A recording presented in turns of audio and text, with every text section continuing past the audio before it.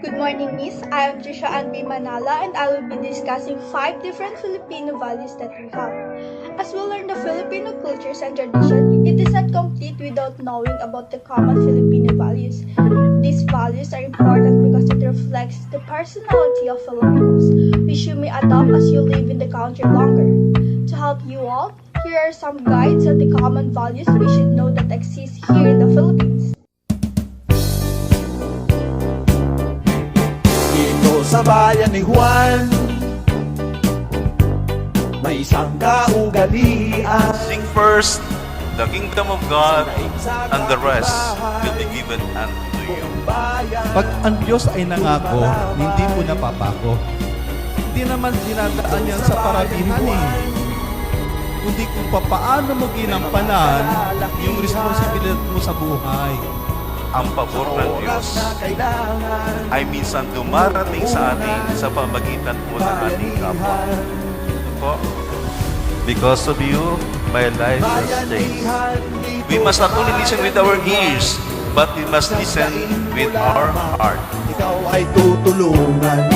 Bayan ni Juan, uso ang bayanihan. Lahat sila'y kasali, diyan mo mapupuri. Huwag magtaka kung meron kang makita, bahay na lumalakad sa gitna ng inyong kalsada.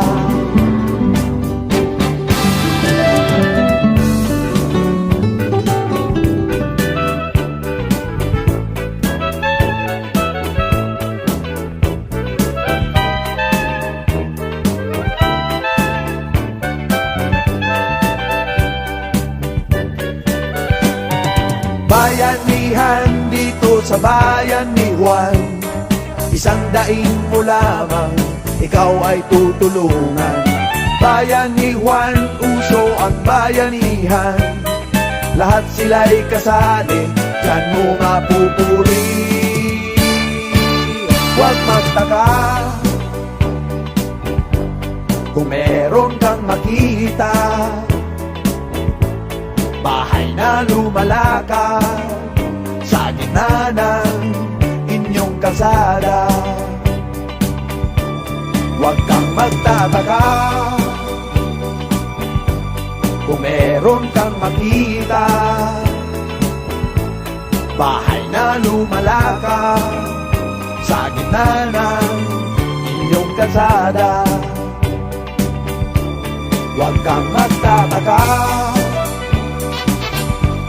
kung meron kang makita, bahay na lumalakad sa gitna ng inyong kalsada. Huwag kang magtataka kung meron kang makita, bahay na lumalakad sa gitna ng inyong kalsada.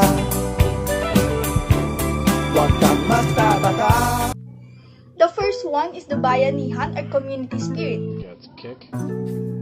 One of the most common Filipino values is bayanihan. This is exemplified through the group efforts such as helping out a new neighbor in moving out to a new place or lending help in times of calamities. This value is important to the Filipinos because in the Philippines, they treat neighbors as part of the family as well. With group efforts, where close becomes easier, and through cooperation, they make new friends. Next is the religiosity. You see, a lot of Filipinos go to church every Sunday. Every day, you see a person or two to go to chapels just to say a quick prayer. This religiosity of Filipinos is an important Filipino value. With a population comprising mostly of Catholics, Philippines is home to the most religious people you may ever met. Whatever the religion is, Filipinos will always have the devout love for the highest being. The third one is the hospitality. Welcome to the Philippines. If you've ever been to a house owned by a Filipino, you must have noticed that they treat you as a very special visitor. You are treated so special that they are willing to oblige with almost any request you ask of them. Sometimes, they hold a mini celebration as a welcome for you. Filipinos are very loving and accommodating, especially to visitors, because they want to let you know that they are happy to have met you. Number 4 is the hard work. Even before the roosters are up, you'd normally see Filipinos already working as early as possible. This trait of Filipinos are always admired by many expats because they see that Filipinos are serious workers and very passionate about their jobs. Sometimes you'd even see someone who managed to juggle 3 jobs just to provide for their family. Last is the respect for the elders. Ano po? These common Filipino values will always be an important part of the Filipino culture. Young ones are always expected to show a sign of respect through pagmamano, especially when visiting the elderly. This sign of respect is taught to kids, which means that they accept the blessings from the elders.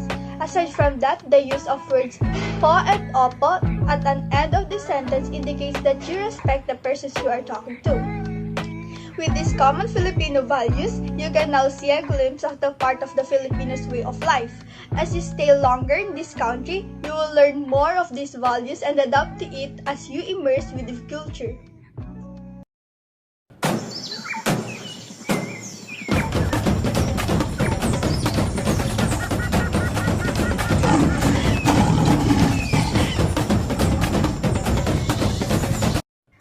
Good morning, I'm Paula Betelsuruga and I'm gonna discuss about the different types of fiesta and the meaning of fiesta. If there's celebration you wouldn't wanna miss out on a value in the Philippines, it would be the colorful fiesta happening all year round. Celebrating fiesta is another influence of the Spanish colonizers and was mainly done to honor the patron saint. Filipino loves celebration and festivities. Whenever a good excuse to throw a party and get together with relatives and friends come up, the opportunity would most likely be sizes every time. One of the most popular form of the celebration in the Philippines is through fiestas, which may very well be a celebration as old as time. There are about 100 different fiestas and festivals celebrated in the country every year. Every town, every city, every province honor different patron saint, which means every fiesta celebration is unique and distinct. Every household is busy preparing for the fiesta, maybe it be in terms of food, decoration, or invitation of a guest. Filipinos love food, so you can just imagine the fest and spread available every time the town fest day finally counts. Town would also begin organizing different performance, event, activities, and contests to be administered during the fest day. The Philippines have loads of fiestas, but here are some of the biggest fests and the festivals celebrated in the country every year.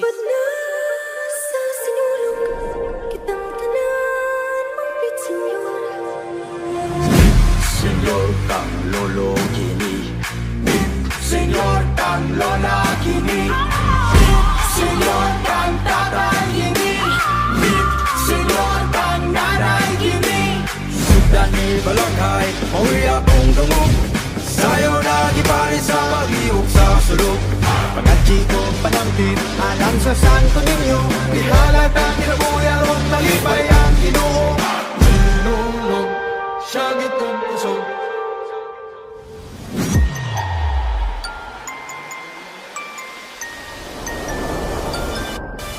Sugod na sa simulong kitang halan magpisinyor.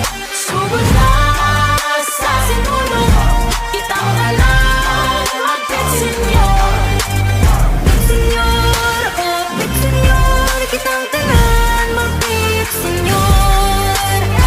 Senyor, oh senyor, kitang tanan magpisinyor. Senyor kang lolo kini, senyor kang lola kini, senyor kang tatay kini, senyor kang nanay kini. Sudan ni balanghay, mauwi akong dungog, sayo na gipari sa pag-iwag sa sulok. Pagkat Chico panampin, alang sa Santo Niño, ihalata kinabuyan o talipay ang Ginoo. Nunong, siya gitong kusog. Sugod na sa sinulog, kitang halan magpisinyor. Sugod na sa sinulog, kitang halan magpisinyor. Feast of Black Nazarene. Also known as the Translation, the Feast of the Black Nazarene is probably the largest procession in the country as 1,000 of devotees from all over the Philippines participate to honor the century-old statue of the Black Nazarene. Sinulog Festival. The Sinulog Festival is celebrated in the city of Cebu in honor of the image of the Santo Niño. Ati-Atian Festival. Aside from the water and sun of Boracay Islands, Aklan is also highly visited in the month of January because of the Ati-Atian Festival, which is also observed in the honor of Santo Niño. Panagbenga Festival. Panagbenga is the annual flowers festival celebrated in the city of Baguio. The word Panagbenga is a kankanye terms which means the season of blooming. Kadayangon Festival. Kadayangon Festival is a large Thanksgiving festival celebrated in the city of Davao. Pahiyas Festival. Nothing is more colorful than the Pahiyas Festival in Lokban as each house competes to showcase the best of decorated keeping.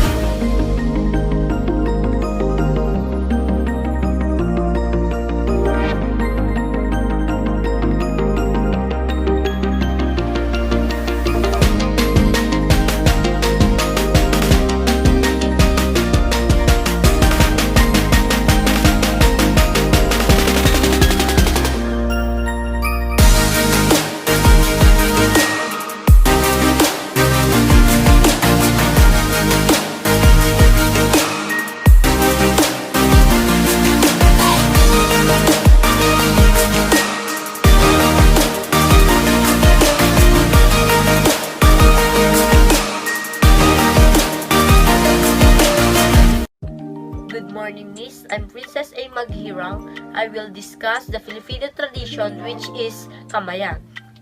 The Filipino dining culture is a delightful sight to see and experience, with a wide range of cuisines and delicacies from all corners of the archipelago.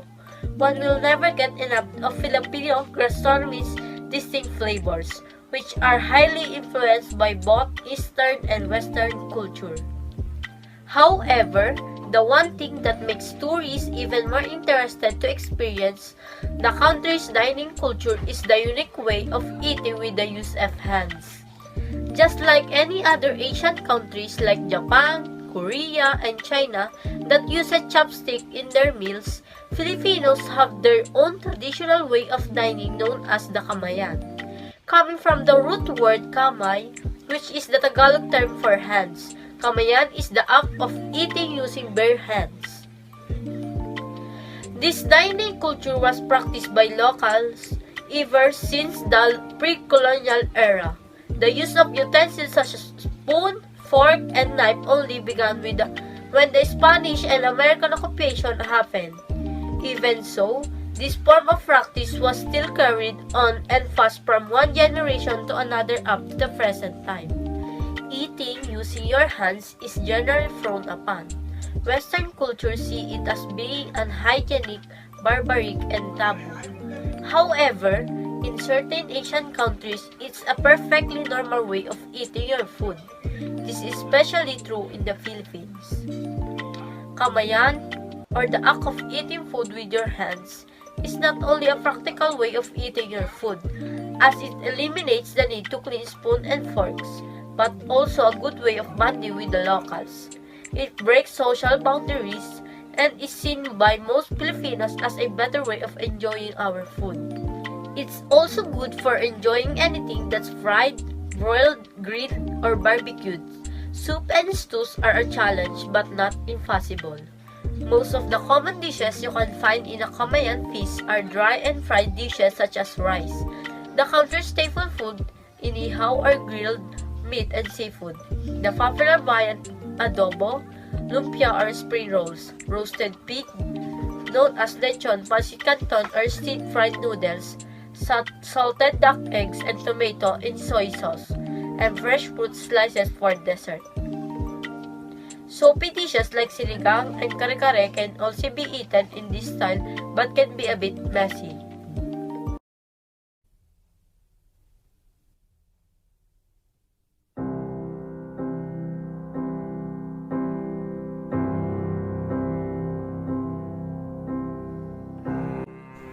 The next in 6 truly unique Filipino traditions is harana.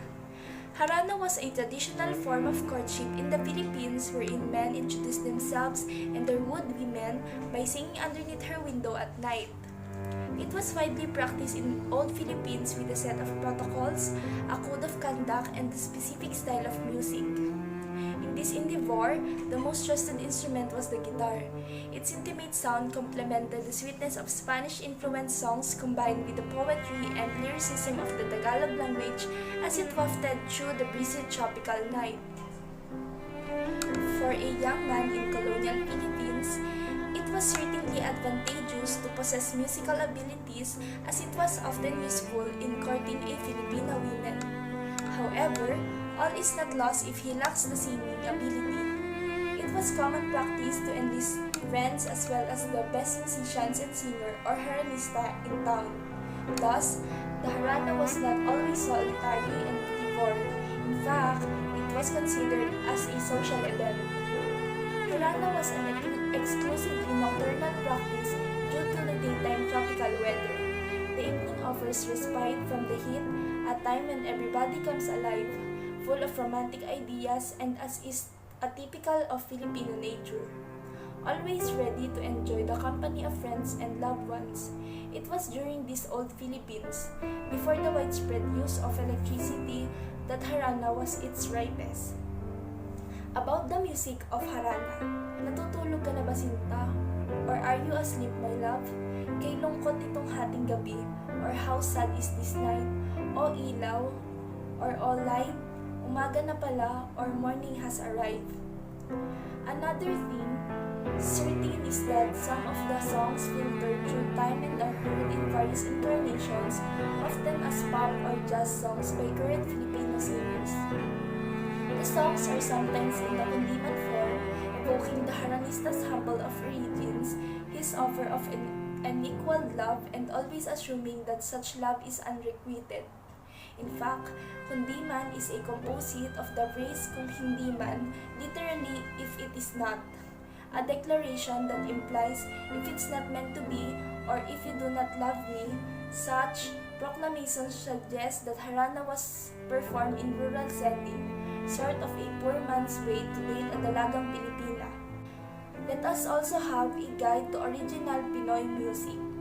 There's R&B, pop, jazz, EDM, and then there's OPM.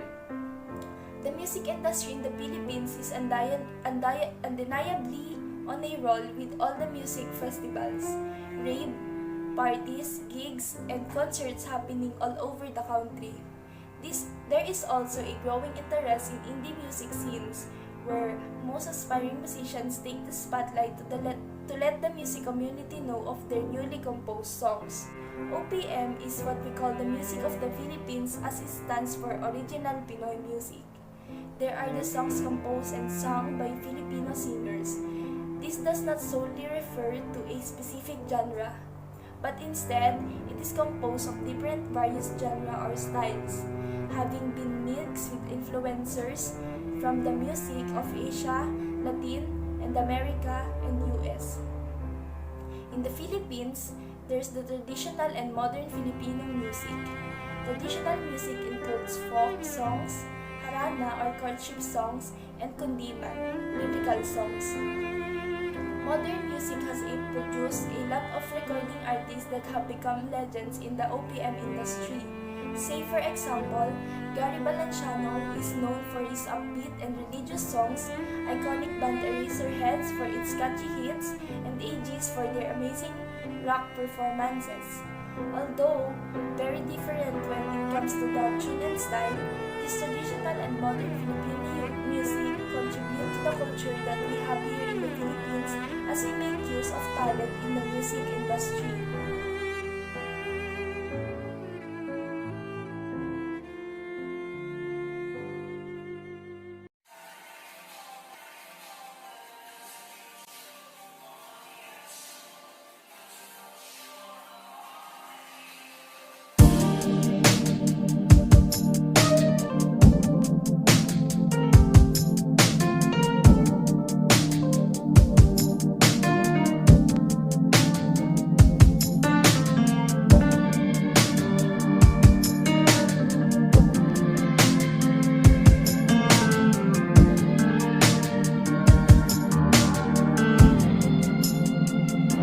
Have I told you, are you to the bone?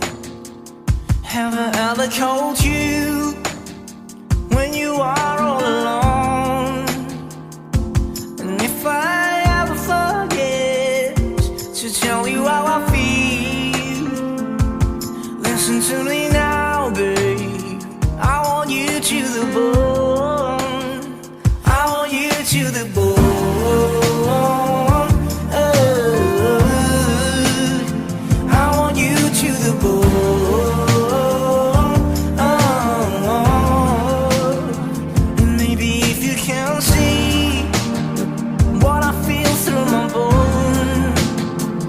Every corner in me, that's your presence the ground.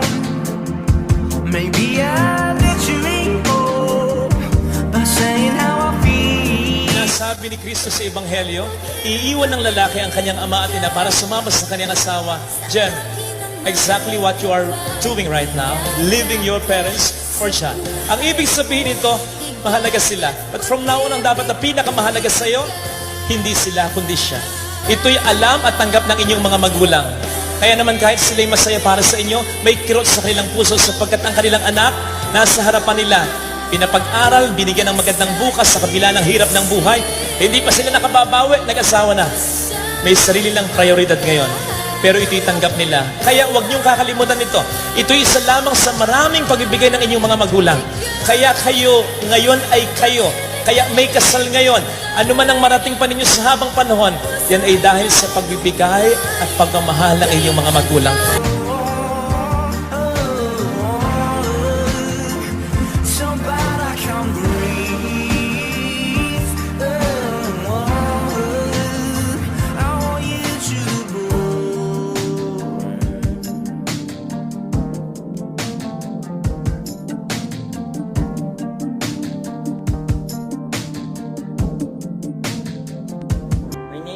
Vincent from grade 12 Curie, and I will be discussing about the pamamanhikan or courtship in the Philippines. In Filipino culture, lovers would go through a lot of stages before actually calling it official. There is the panliligaw or courtship stage, the haran or serenading, the old-fashioned love letters, and many other things that will make you feel all gooey and helplessly in love. Then, after all this, there's pamamanhikan. Once a couple decides to tie the knot, traditionally, pamamanhikan is done by the man and his family to formally ask the woman's family for her hand in marriage. Old-fashioned as it is, pamamanhikan is a tradition that helps bring the couple families closer, which is especially important in a very family-oriented society like the Philippines. If you're marrying a Filipino woman and thinking of a way to bring her a surge of butterflies and at the same time win her family over, show your sincerity by doing it the old-fashioned way. To give you an idea, here's what usually happens during the pamamanhikan stage. Listening to old folks' advice. The man and the woman's parents would certainly have a lot of wisdom to share with regard to marriage. Listen to them sincerely, and although you may not agree with everything, let them know that you appreciate their advice. Offering gifts. Pamamanhikan is usually done in the evening or at dinner time. The man takes his parents with him and visits the woman's home. To make good impressions, the man brings some gifts, usually foods and drinks for the woman and her family. Discussing marriage plans. Pamamanhikan is also the time for you and your fiancé to share your plans with the whole family. Hear everyone out when they give suggestions. By doing this, the two families, especially the parents, feel involved and more supportive of your plans. Bonding with the future in-laws.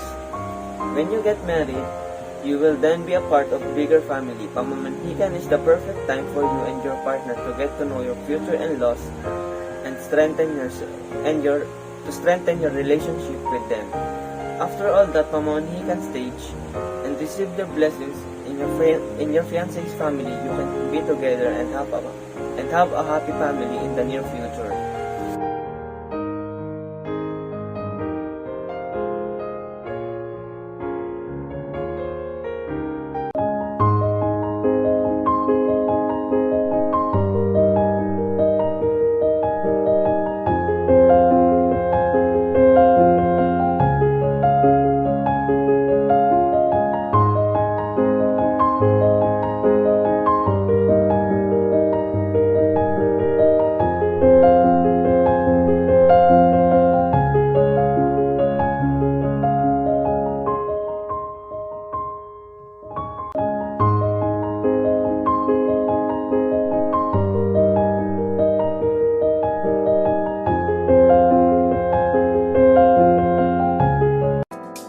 Understanding Filipinos through body language.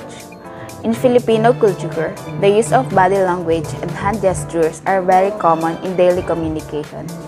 If you are an expat living in the Philippines, you would want to familiarize yourself with these common gestures to avoid any misunderstanding.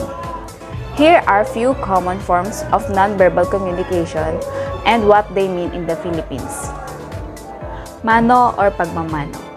Mano is the Spanish word for hand, while po is a Filipino term used as a sign of respect.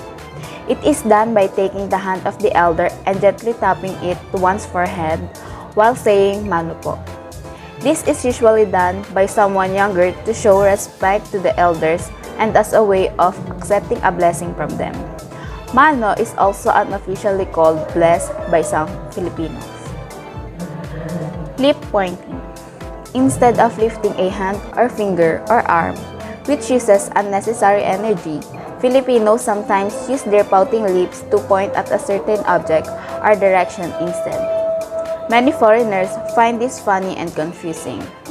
But this gesture is very common and unique to Filipinos. When you see a Filipino do this, don't confuse it with an invite for a kiss. Nodding and raising eyebrows with a smile. This is one way of how Filipinos greet each other in a casual and quick way, acknowledging that you saw that person. This gesture is sometimes followed with a friendly tap in the shoulder if they are within reach. arms extended while lowering the head. These gestures are commonly done when passing in front of two people talking to each other or crossing a room when someone's watching a TV. Followed by an "excuse me," this gesture is seen as a sign of courtesy and respect. Drawing a rectangular or square shape in the air using the hands. This is commonly done by the Filipinos in restaurants when asking for the menu or bill. To get the waiter's attention, Filipinos tend to make a square shape in the air with their hands high in the air to ask for the menu and a rectangular shape for the bill. Silent looks. Usually, when Filipino parents give this fiery eyes silent look to their child, it automatically means that the child should stop whatever he or she is doing. This is one way of Filipino parents to warn or control their children in public without negatively catching many people's attention.